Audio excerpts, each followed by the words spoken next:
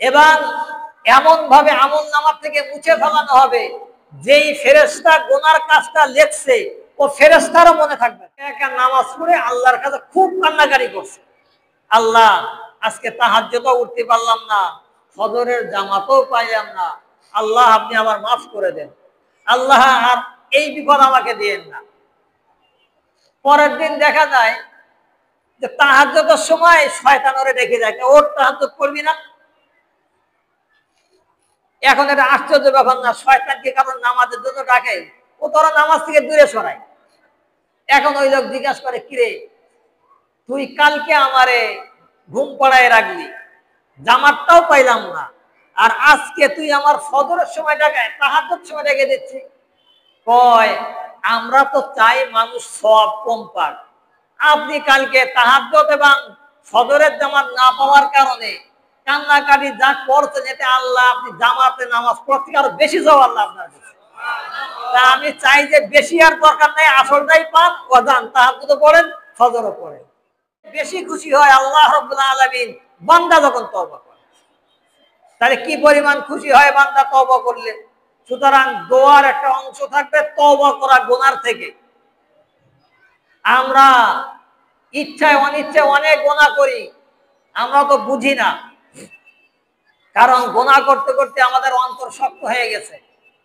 আমরা গুনাহ করলে অনুভব হয় না, অনুশোচনা আসে না, কিন্তু আল্লাহওয়ালারা বোঝে সাধারণ ত্রুটি বিচ্যুত হয়ে গেলে অধরে কান্নাকাটি করে। আর মানুষ গুনাহ করার পরে যদি চোখের পানি ফেলায়, তাহলে শয়তানও তার আর ধোঁকা দেয় না, শয়তান ধোঁকা দেয় না। এক বুজুর্গ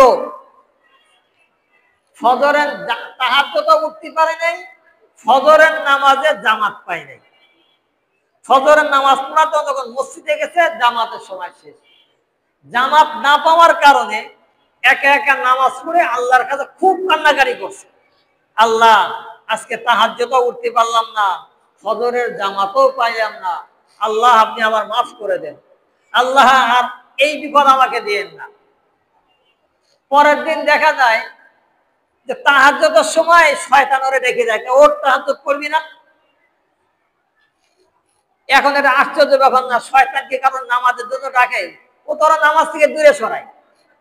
এখন ওই লোক জিজ্ঞাসা করে, কিরে তুই কালকে আমারে ঘুম পড়ায় রাখলি, জামাতটাও পাইলাম না, আর আজকে তুই আমার ফজরের সময় ডাকায় তাহাজ্জুদ সময় ডেকে দিচ্ছি।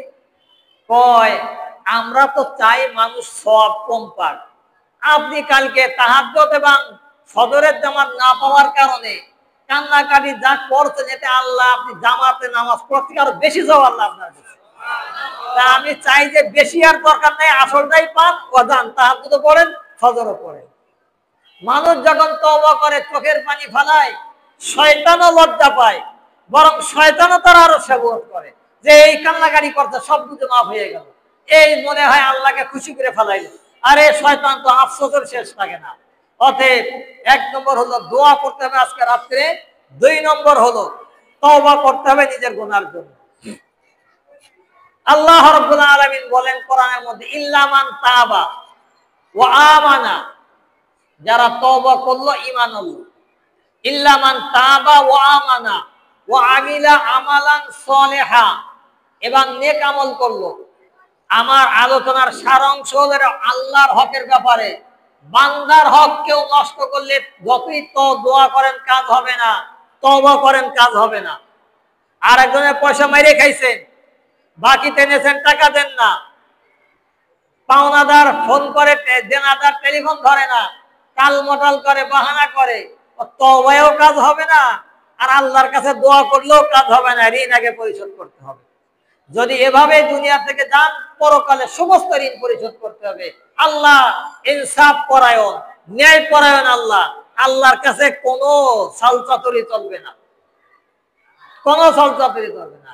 আল্লাহ রাব্বুল আলামিন বলেন, ইল্লা মান তাবা ওয়া আমানা ওয়া আমিলা আমালান সলিহা, যারা তওবা করলো, নেক কাজ করলো, ঈমান আনলো, ইল্লা মান তাবা ওয়া আমানা ওয়া আমিলা আমালান সলিহা, ফাউলাইকা ইউবাদদিলুল্লাহু সাইয়্যাতিহিম হাসানা, তাদের তওবার কারণে শুধু আল্লাহ গুনাহ মাফ করবেন না, গুনাহটা সওয়াব দ্বারা পরিবর্তন করে দেবেন। সুবহানাল্লাহ ওয়া বিহামদিহি। একজন মানুষ যখন কবিরা গুনাহ করছে, কবিরা গুনাহ থেকে তওবা করলো, ওই গুনাহটা আল্লাহ সওয়াব বানাই দেবে, সওয়াব। তওবা যদি খালাস দিতে হয়, এবং এমন ভাবে আমলনামা থেকে মুছে ফেলানো হবে, যেই ফেরেশতা গুনার কাজটা লিখছে ও ফেরেশতারও মনে থাকবে না। যেই ফেরেশতা লিখছে আমার গুনার আমলনামাটা, ওই ফেরেশতারও মনে থাকবে না যে আমি এর জন্য গুনাহ লিখছিলাম। এই গুনার সাক্ষী আল্লাহ কাউকে রাখবে না। তা নাহলে এই ফেরেশতা তো একদিন সাক্ষী দেবে আল্লাহর কাছে, আল্লাহ আপনার এই বান্দা গুনার কাজ করছে। ফেরেশতাও ভুলে যাবে, ফেরেশতাও সাক্ষী দিতে পারবে না। আল্লাহ এমন ভাবে মাফ করবেন যাতে এই গুনার কারণে সে জীবনে লজ্জিত না হয়, এই গুনার কারণে জীবনে সে লাঞ্ছিত না হয়। সেটা আল্লাহ রাব্বুল আলামিন করবে, সেটা আল্লাহ রাব্বুল আলামিন করবে।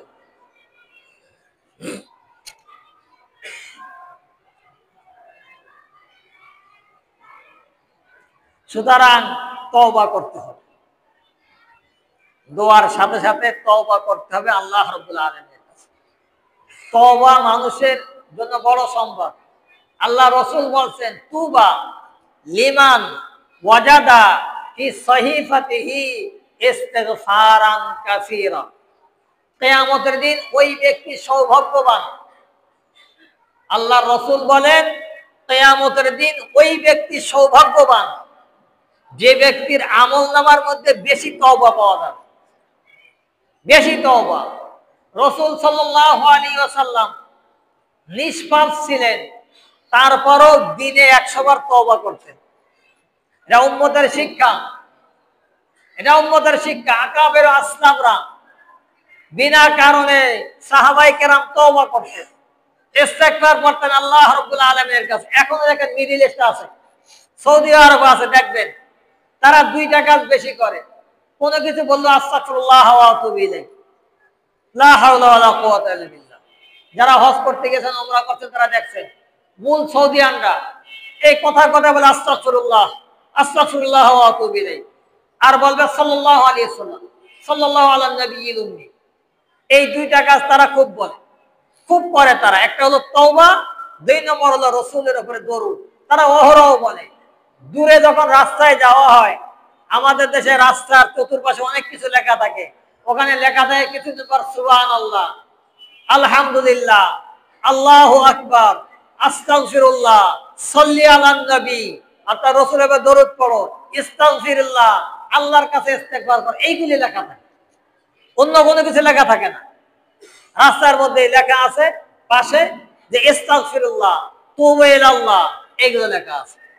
সুতরাং ইস্তেগফার, তওবা, এটা আল্লাহ রাব্বুল আলামিনের কাছে বেশি করে করতে হবে, দোয়া করতে হবে, তওবা করতে হবে আল্লাহ রাব্বুল আলামিনের কাছে বেশি করে। আজকে রাতে গুরুত্বপূর্ণ রাত্র।